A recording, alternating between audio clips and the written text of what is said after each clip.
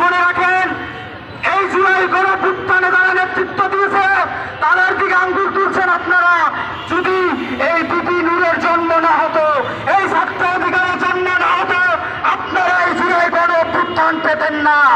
সংগ্রামী বন্ধুগণ, আমি আরেকটি কথা বলবো, এই আওয়ামী ফ্যাসিস্টরা দীর্ঘ 6 মাস হয়েছে আমাদের স্বাধীন হয়েছে, কিন্তু তাদের নিবন্ধন এখনো জারি রেখেছে।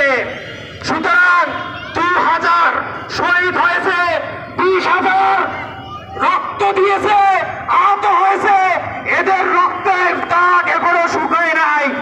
এদের নিবন্ধন যদি বাতিল না করেন, আমরা কিন্তু আন্দোলনে নামবো। আগামী 72 ঘন্টার ভিতর এই আওয়ামী ফ্যাসিস্টের আওয়ামী লীগের নিবন্ধন বাতিল করতে হবে।